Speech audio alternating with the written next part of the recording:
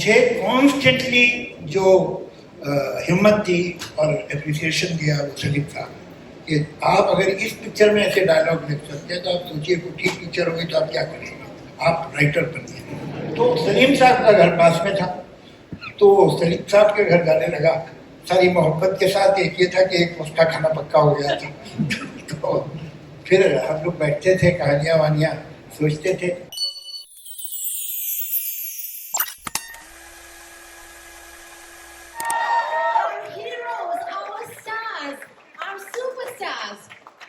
सलीम साहब, जावेद साहब, अक्सर कहा जाता है कि जिनके हाथ में ये माइक होता है वो एक सवाल हमेशा पूछे तो पेचीदा सा होता है, लेकिन आज ये सवाल पेचीदा नहीं है और वो है ये, कैसा लग रहा है? अच्छा लग रहा है। बहुत बहुत शुक्रिया सलीम साहब। आने वाले पिक्चर भी अच्छी होना चाहिए, इस पे काम नहीं चलेगा।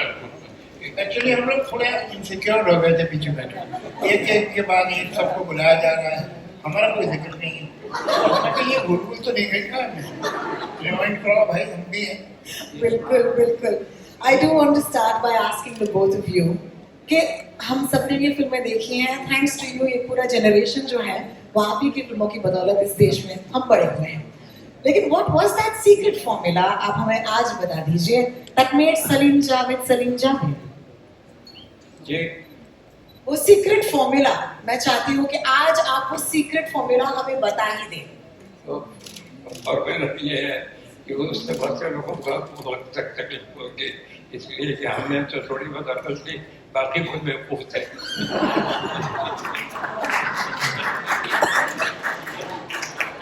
They don't make men like these anymore, let me tell you that.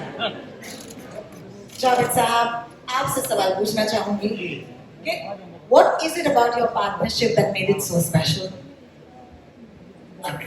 Ultimately the result, but you see, it was not planned, it was not organized, it was not on a very conscious level decided that we would do that. It just happened.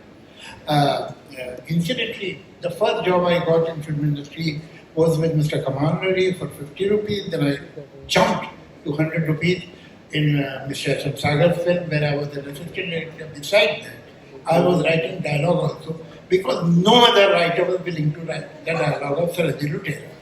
तो हम लोग झोपड़पट्टी में भी गए थे माहिम की सागर साहब के साथ, वहाँ एक राइटर था, उसने भी रिफ्यूज कर दिया। फिर मुझे उन्होंने कहा अच्छा चलो तो फिर तो मतलब चॉइस का मामला नहीं था, मगर वो मेरी जिंदगी की शायद सबसे अहम फिल्म है Sarhad Lutera, because that is where I met Salim साहब।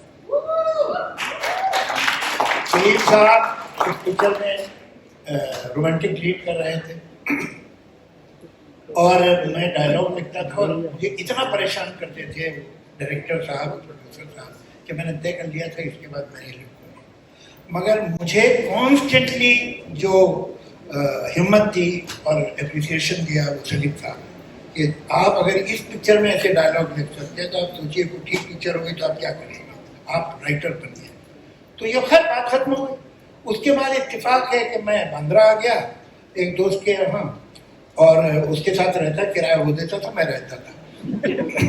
तो सलीम साहब का घर पास में था, तो सलीम साहब के घर जाने लगा सारी मोहब्बत के साथ। एक ये था कि एक उसका खाना पक्का हो गया था तो फिर हम लोग बैठते थे, कहानियाँ वानियाँ सोचते थे। एक दिन हम बैठे थे कि वही सागर साहब जिन्होंने सरहद लुटेरा बनाई थी, जिन्होंने हमें इंट्रोड्यूस कराया, वो आ गए और उन्होंने कहा भाई एक शॉर्ट स्टोरी है और तुम दोनों जो है वो उसका अगर स्क्रीन प्ले बना दो। तो हमने कहा ठीक है, कितने पैसे देंगे? तो उन्होंने कहा 5,000। तो आए मेरा तो एक हार्ट बीट मिस हो गया। तो हमने कहा ठीक है। तो हमने 14-15 दिन में वो स्क्रीन प्ले बना के उन्हें दे दिया। ये घोस्ट राइटिंग थी, हमारा नाम नहीं था पिक्चर। लेकिन वहाँ एक सुधीर वाही थे जो अभी भी शायद आपके टच में है। तो सुधीर वाही जो है उसको तो मालूम था कि हमारा काम है, तो उसने कहा सिप्पी फिल्म चले जाओ। हमने सोचा सिप्पी फिल्म इतनी बड़ी हो, हमने कहाँ लेकिन एक दिन दोपहर में कुछ करने को नहीं था तो मैं चले ही गया। तो वहाँ बात की तो उन्होंने अच्छा आप दोनों आ गए। मैंने कहा आप लोग तो साथ काम कर रहे थे, अभी खत्म किया हमने, आप दोनों आ जाइए। तो फिर हम दोनों गए और फिर हमें वहाँ काम मिल गया। तो वहाँ राजेश खन्ना से मुलाकात हो गई। राजेश खन्ना ने हमें कहा कि तुम हाजी मेरे साथ एक स्क्रीन प्ले लिख दो।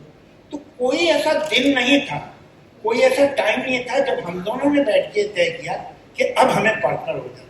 It just grew, it happen like that. और फिर तो आपको पता ही है, मुझे बताने की जरूरत नहीं है, rest is history. The rest is history. Thank you so much, Javed Sahab, for taking us on that little journey. And there's a lot more in the docu-series, I can promise you. At this point,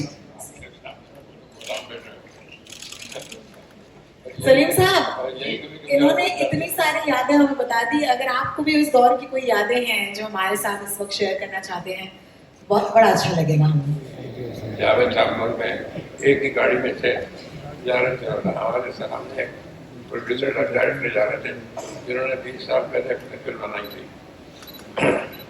तो बच्चे आए और प्रार्थना शुरू कर दिया और corner को सलीम जावेद जिंदाबाद, सलीम जावेद जिंदाबाद।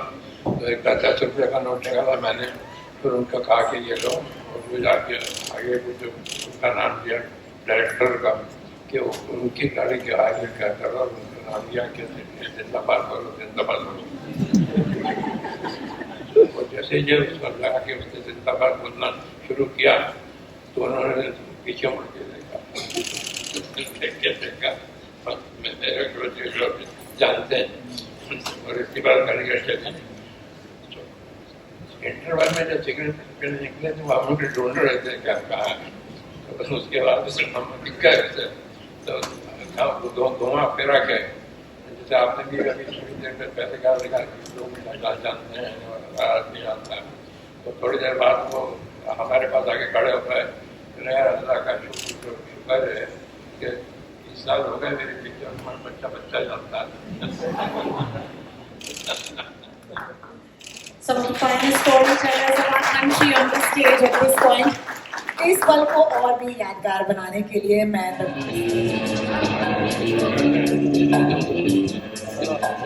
Our friends from the media, this is of course a photo opportunity with everybody on stage.